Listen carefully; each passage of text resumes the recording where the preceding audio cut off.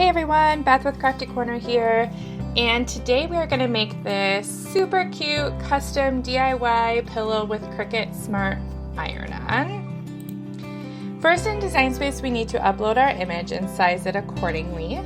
The biggest we can go with Cricut Smart Iron-On is 11.7. So I just made my width that. Before we make it, we actually want to make sure it's all attached together. Mine is currently attached, but I wanted to move the life word over a little bit. So I detached it, moved it where I wanted it, selected the whole thing, and hit attach.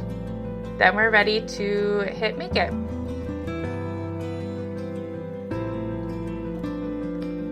Then it's going to show what it's going to look like when it's being cut. Because we're using iron-on, we do need to mirror it. So there, it shows us what it look like when it's mirrored. Then we hit continue. Then it's going to search for my machine via Bluetooth. And we need to select Smart Iron-On. It's telling us to make sure it's mirrored and shiny side is down. So let's go ahead and do that. Grab our iron-on here. You can see that the shiny side and then a dull side, excuse me. So we do need to put that shiny side down. Push it up against the little rollers and click the load button. It's gonna pull it in, and it's first gonna check to make sure that it is aligned correctly in there. It's not crooked or anything like that. So it'll just pull it in just a little bit. Then what it'll do is it'll actually check to make sure that we have enough material. So it'll pull it in to, the distance that it needs for this particular design. Then when it's all ready, the go button will start flashing. And once you press the go button, it will first check to make sure you have the right blade in. And then it will start cutting.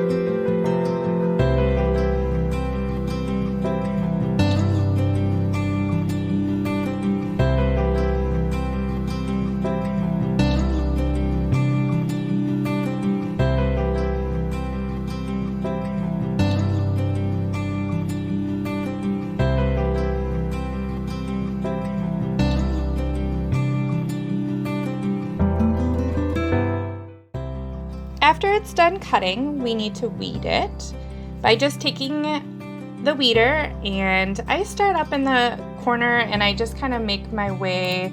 I just kind of dig it down underneath the corner of the vinyl and pull back.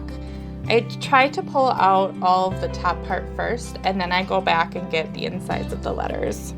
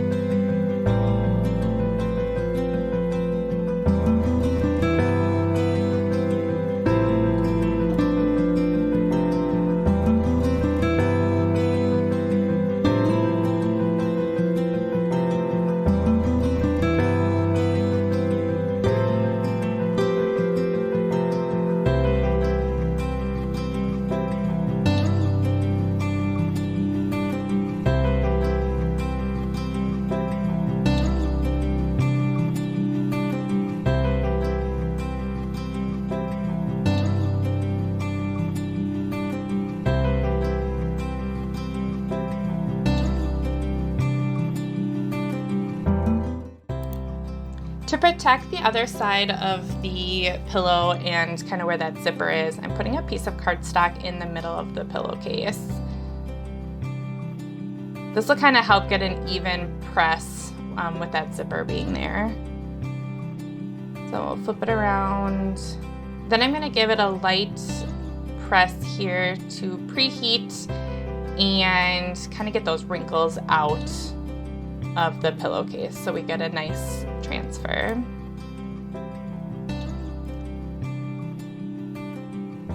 Once most of the wrinkles are out, I place my design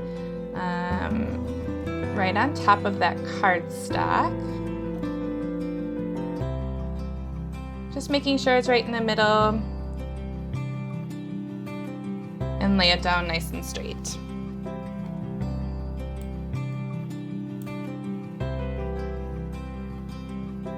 When I like where it is, I can go ahead and start using my Easy Press to press. I have it at 330 for 30 seconds. So I'll just make my way around.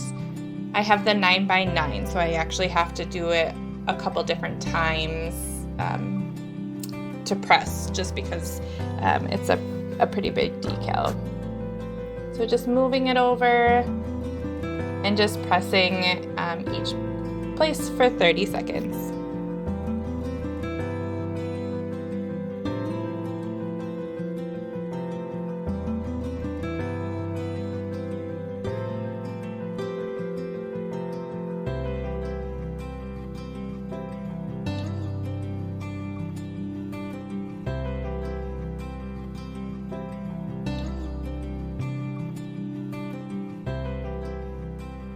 After it is done pressing, I want to just give it a little bit time to cool and then pull back that carrier sheet from the iron-on.